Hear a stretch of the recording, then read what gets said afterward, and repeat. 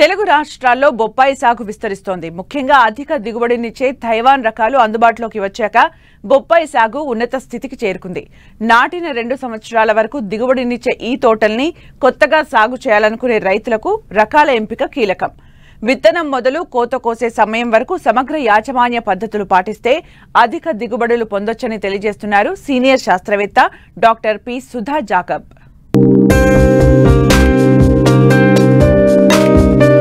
రెండు తెలుగు రాష్ట్రాల్లో బొప్పాయి సాగు విస్తీర్ణం నానాటికి పెరుగుతోంది.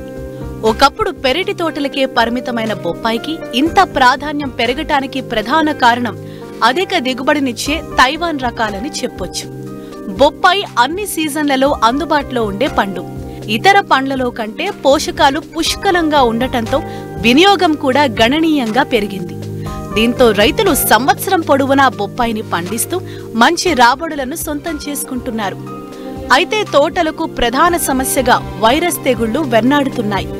అందువల్ల కొత్తగా తోటలను పెట్టాలనుకునే రైతులు ఆయా ప్రాంతాలకు అనువైన మేలైన రకాలను ఎంపిక చేసుకుని పంట ప్రారంభం నుండి వైరస్ ను వ్యాప్తి చేసే రసం పీల్చు పురుగుల నివారణ పట్ల అప్రమత్తంగా ఉండాలి.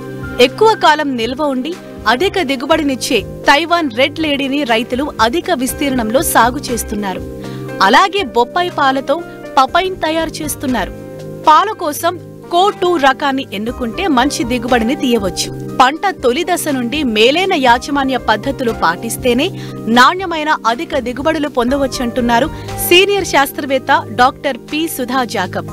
మరి ఆ సాగు ఏ విధంగా చేపట్టాలో ఆయన ద్వారానే తెలుసుకుందాం.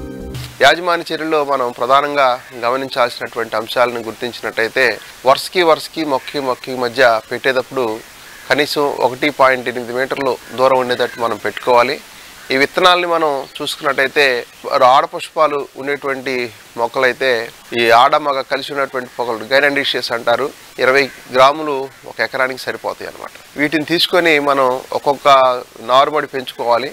దాదాపు 45 రోజుల పాటు ఈ నారుమడి పెంచుకున్న తర్వాత మొక్కలను మనం ప్రధాన పొలంలో నాటుకోవాలి. ప్రధాన పొలం నాటుకునే ముందే మనం 2-3 సార్లు మనం దున్నుకొని ఏ కలుపు ఏమి లేకుండా శుభ్రంగా తయారు చేసుకోవాల్సినటువంటి అవసరం ఉంటుంది. చివరి దుక్కులోనే దాదాపు ఒక 6 నుంచి 8 టన్నుల పశువుల ఎరువును కూడా మనం వేసుకోవాల్సినటువంటి అవసరం ఉందన్నమాట.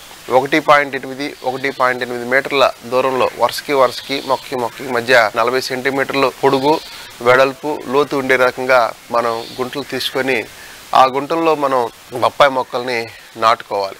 అవసరాన్ని బట్టి ప్రతి 10 రోజులకు కానీ 15 రోజులకు కానీ మనం నీరు పెట్టినట్టయితే మొక్కలు తొందరగా పెరిగి త్వరగా కాపుకి రావడానికి అవకాశం ఉంటుంది. డ్రిప్ ఇరిగేషన్ పెట్టుకున్నట్టయితే మొక్కలు త్వరగా పెరిగి అధిక దిగుబడి సాధించడానికి అవకాశం ఉంటుంది. డ్రిప్ ద్వారానే మనం ఎరువులు కూడా అందించడానికి అవకాశం ఉంటుంది కనుక మనం ఎరువుల వినియోగాన్ని ఎక్కువగా పెంచడానికి అవకాశం ఉంటుంది అన్నమాట. బొప్పాయి తోటలో ఎరువుల యాజమాన్యం కూడా చాలా కీలకం. పశువుల ఎరువుతో పాటు రసాయన ఎరువులను కూడా అందించాలి. సూక్ష్మ పోషకాలను కూడా సకాలంలో అందిస్తే తోట ఆరోగ్యంగా పెరుగుతుంది. మంచి కాయ నాణ్యత వస్తుంది. మరోవైపు తోటలో కలుపు లేకుండా ఎప్పటికప్పుడు అంతర కృషి చేసుకోవాలి. తర్వాత మనం ఎరువుల యాజమాన్యం గమనించినట్టయితే ప్రతి చెట్టుకు కూడా దాదాపు ఒక 500 గ్రాముల యూరియాను, 1.5 కిలోల సింగిల్ సూపర్ ఫాస్ఫేట్ను, 850 గ్రాముల పొటాషియం మనం వేసుకోవాలి. ఈ యొక్క ఎరువులను 6 భాగాలుగా చేసుకొని ప్రతి 2 నెలలకు ఒకసారి మనం మొక్కకి అందించాల్సినటువంటి అవసరత ఉందన్నమాట. వీటితో పాటుగా మనం తప్పనిసరిగా సూక్ష్మ పోషకాలైనటువంటి జింకు బోరాన్ని తప్పనిసరిగా మనం వేసుకోవాలి. వాటి లోపాల వలన పంట దిగుబడులు బాగా తగ్గిపోతా ఉన్నాయి కనుక మనం తప్పనిసరిగా వీటిని వాడాల్సిన అవసరం ఉంది. బోరాన్ అనేది ప్రతి చెట్టుకు కూడా ఒక 50 గ్రాములు, జింక్ అనేది ప్రతి చెట్టుకు కూడా ఒక 100 గ్రాముల చొప్పున మనం వేసుకోవాల్సినటువంటి అవసరం ఉంటుంది. ఈ భాస్వరం ఎరువులు వేసిన తర్వాత కనీసం ఒక 4-5 రోజుల గ్యాప్తో ఈ జింకు బోరాన్లు మనం ప్రతి మొక్కలకి వేసుకోవాల్సినటువంటి అవసరత ఉందన్నమాట. కలుపు యాజమాన్యం కూడా చాలా ప్రధానమైంది. వీలైతే మనం ఎడ్లతో మనం అంతర్కృషి చేసుకోవచ్చు. లేనట్లయితే మనం కూలీలు పెట్టుకొని మధ్య ఉన్నటువంటి కలుపు మొక్కలన్నిటిని కూడా మనం చాలా వరకు సమర్థవంతంగా తీసివేయడానికి అవకాశం ఉంటుంది. లేనట్లయితే కూలీల ఖర్చు ఎక్కువ అవుతున్నట్లయితే మనకి పారాక్వాట్ అనేటువంటి మందు అందుబాటులో ఉంది.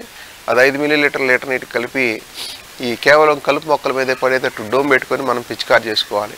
ఈ రకంగా మనం బొప్పాయిలో మనం మేలైనటువంటి యాజమాన్య చర్యలు చేపట్టి అధిక దిగుబడులు సాధించుకోవాల్సినటువంటి అవసరత ఉందన్నమాట.